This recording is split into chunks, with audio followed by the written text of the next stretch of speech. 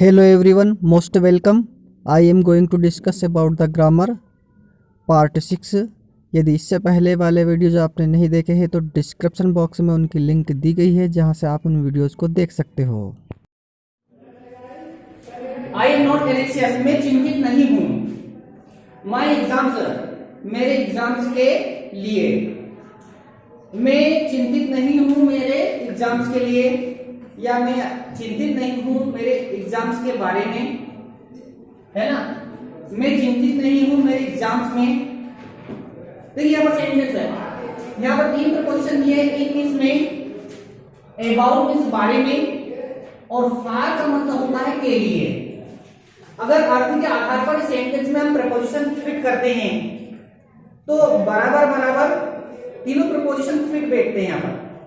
अगर मान लो मैं इन का इस्तेमाल यहाँ पर करता हूं, I am not एनेक्सियस in my exams, मैं अपने एग्जाम्स में एनेक्सियस नहीं हूं, चिंतित नहीं हूं।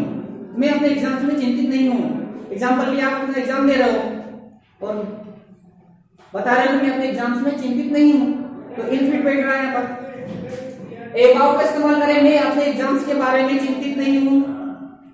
अगर यहाँ पर फार का इस्तेमाल करते हैं तो होता है मैं अपने एग्जाम्स के लिए चिंतित नहीं हूं। स्टूडेंट क्या होता है, कंफ्यूज हो जाते हैं इसमें कि अब इसमें करना कौन सा है, क्योंकि तीनों प्रपोजिशन यहाँ पर अर्थ के आधार पर फिट बैठ रहे हैं। बट यहाँ पर एनेक्सियस देखना है आपको, यहाँ पर फिक्स प्रपोजिशन यूज होने वाला है, जैसा कि ये मैंने आपको बार बार बताया है। बिलोंग के साथ टू यूज होता है, प्रेफर के साथ टू यूज होता है, इसी प्रकार एनेक्सियस के साथ हमेशा अबाउट यूज होता है। ठीक है, तो यहां पर एनेक्सियस को देखकर हमें अबाउट का इस्तेमाल यहां पर करना है। I am not एनेक्सियस about my exams. Next sentence दिया हुआ है 27। यहां पर कंजक्शन दिए हुए हैं after, so that, since, although. We keep our food, we keep हम रखते हैं, आवर फूड अपने भोजन को, हम अपने भोजन को रखते हैं इन द फ्रीज, फ्रीज में। It does not go bad, ताकि वो खराब ना हो। हम अपने भोजन को फ्रीज में रखते हैं ताकि वह खराब ना हो। अर्थ कैसा बैठ रहा है यहाँ पर, ताकि। कौन सा अर्थ बैठ रहा है यहाँ पर, ताकि। हम अपने भोजन को फ्रीज में रखते हैं ताकि, it does not go bad, ताकि वह खराब ना हो। तो अर्थ के आधार पर कंजक्शन फिट होते हैं, ठीक है। जबकि प्रपोजिशन अर्थ के आधार पर फिट नहीं होते, प्रपोजिशन अर्थ के आधार पर फिट नहीं होते हैं, जबकि कंजक्शन जो होते हैं वो अर्थ के आधार पर फिट होते हैं। यहाँ पर अर्थ बनता है कि हम अपने भोजन को फ्रीज में रखते हैं ताकि वह खराब ना हो। तो ताकि, सो दैट मींस क्या होता है, ताकि। तो यहाँ पर सही आंसर हो जाएगा हमारा सो दैट। ठीक है, नेक्स्ट सेंटेंस है 28। यू नॉट फील सॉरी, तुम्हें अफसोस करने की जरूरत नहीं है। You not feel sorry, feel sorry का मतलब होता है अफसोस करना, सॉरी का मतलब होता है अफसोस करना। सॉरी इसलिए बोलते हैं जब हमें किसी चीज का अफसोस होता है तो उसके लिए हमें क्या करना होता है, माफी मांगना होता है ना, तो इसलिए सॉरी यूज होता है। You not feel sorry for this पेटी मिस्टेक, इस पेटी मिस्टेक के लिए आपको अफसोस करने की जरूरत नहीं है। तो यहाँ पर नीड का मतलब होता है जरूरत, और नॉट मतलब नहीं, तुम्हें जरूरत नहीं है। फील सॉरी अफसोस करने की, फॉर दिस पेटी मिस्टेक, आपको इस पेटी मिस्टेक के लिए अफसोस करने की जरूरत नहीं है। तो यहाँ पर मॉडल वर्ब यूज करेंगे हम, need. Need, you need not feel sorry for this पेटी मिस्टेक। नेक्स्ट सेंटेंस है 29। ध्यान दीजिए, यहाँ पर तीन डिटर्मिनर्स दिए हैं। एक इस दिया है, इसका मतलब होता है प्रत्येक, इसका मतलब प्रत्येक होता है। एवरी का मतलब भी प्रत्येक ही होता है, और सम का मतलब कुछ होता है। ठीक है, अब यहां पर देखना है सम का इस्तेमाल कहां होता है, इस का इस्तेमाल कहां होता है, और एवरी का इस्तेमाल कहां होता है। ये दोनों का तो एक ही अर्थ है, इसका मतलब भी प्रत्येक और एवरी का मतलब भी प्रत्येक। ठीक है, और सम का इस्तेमाल कहां होता है, जब सेंटेंस अफर्मेटिव दिया हो। सम का मतलब होता है कुछ, प्लूरल नंबर के लिए यूज होता है। सम का प्रयोग अफर्मेटिव सेंटेंस और जो प्लूरल नंबर में हो, बहुवचन में हो, उसके लिए सब यूज होता है, ठीक है। लेकिन यहाँ पर रूम दिया हुआ है, क्या लिखा हुआ है यहाँ पर, रूम लिखा हुआ है। रूम यहाँ पर सिंगुलर नंबर में है, मतलब एक कमरा है यहाँ पर, रूम लिखा है ना, इसलिए यहाँ पर सम का इस्तेमाल तो होगा नहीं। अब हमारे पास दो ऑप्शन बचते हैं, ईच और एवरी। ईच का मतलब भी प्रत्येक होता है, एवरी का मतलब भी प्रत्येक होता है। अब देखिए ईच का प्रयोग कहाँ होता है और एवरी का प्रयोग कहाँ होता है, ये देख लीजिए। ईच का प्रयोग होता है दो से अधिक, दो से अधिक, और एवरी का प्रयोग होता है दो,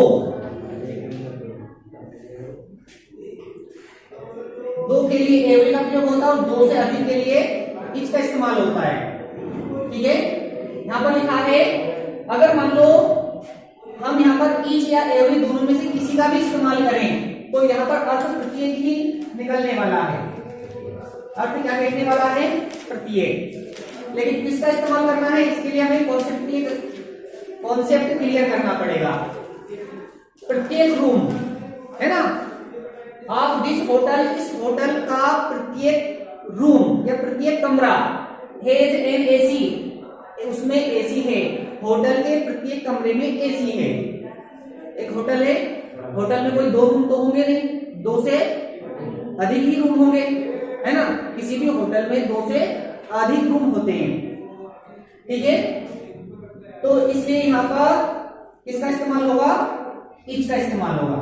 लेकिन ध्यान दीजिए ईच और एवरी का इस्तेमाल एक दूसरा कारण भी है इसमें, देखिए मैं आप ये जो ईच है, ये ईच क्या है, ईच एक नाउन भी है और ये एक एडजेक्टिव भी है।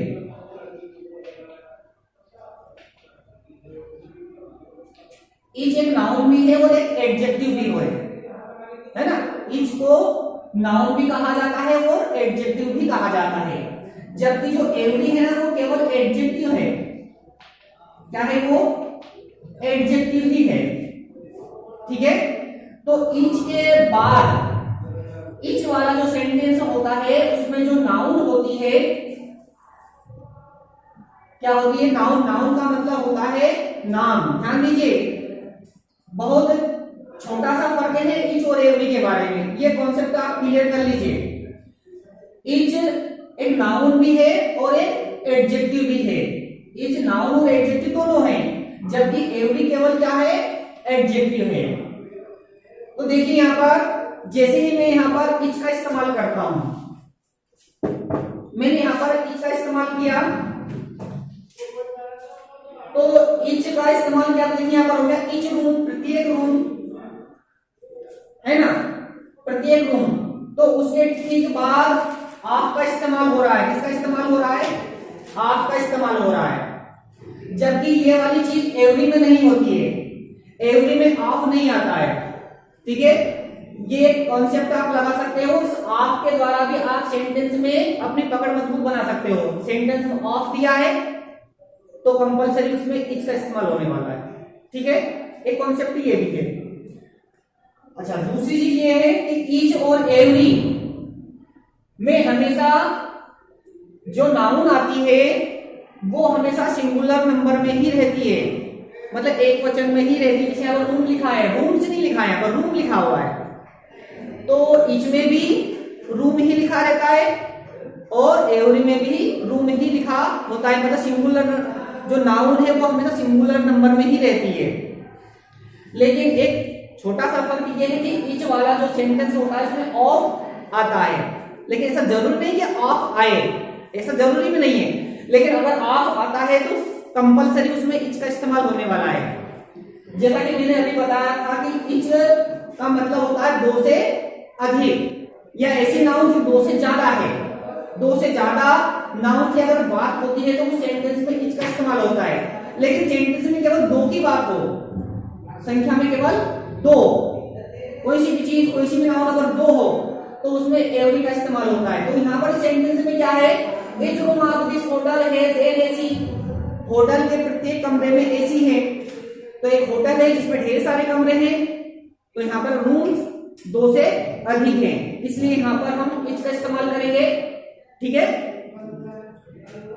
लास्ट सेंटेंस है इसका 30। He is good English in 8 of 10। देखिए, ही इज गुड इंग्लिश, वह इंग्लिश में अच्छा है, वह इंग्लिश में अच्छा है। और फिर सब अपना ही इज गुड इंग्लिश, वह इंग्लिश में अच्छा है। अब अर्थ के आधार पर स्टूडेंट क्या करते हैं, प्रपोजिशन का इस्तेमाल करके आते हैं इन। इन का मतलब क्या होता है, में। इन मींस में, he is good in English, वह इंग्लिश में अच्छा है। अर्थ तो यही बैठ रहा है ना। ये वाला सेंटेंस इतना इंपोर्टेंट है कि कई बार इसको कंपटीशन एग्जाम्स के पेपर में भी देखा गया है, और ज्यादातर स्टूडेंट इसमें इनका इस्तेमाल करके आते हैं, बट आपको इसमें इनका इस्तेमाल नहीं करना है। जैसा कि मैंने पहले भी बताया है कि यहाँ पर फिक्स प्रपोजिशन यूज होने वाला है। जब भी सेंटेंस में गुड दिया हो तो गुड के साथ हमेशा एक प्रपोजिशन का यूज होता है।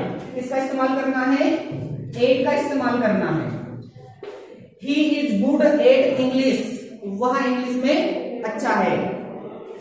आपको सीरीज में इन मिल सकता है, बहुत सारी सीरीज में मैंने देखा इन लिखा हुआ है ना, लेकिन आपको इनका इस्तेमाल बिल्कुल भी नहीं करना है। यहाँ पर फिक्स प्रपोजिशन यूज होगा, गुड के साथ हमेशा एट का इस्तेमाल होता है।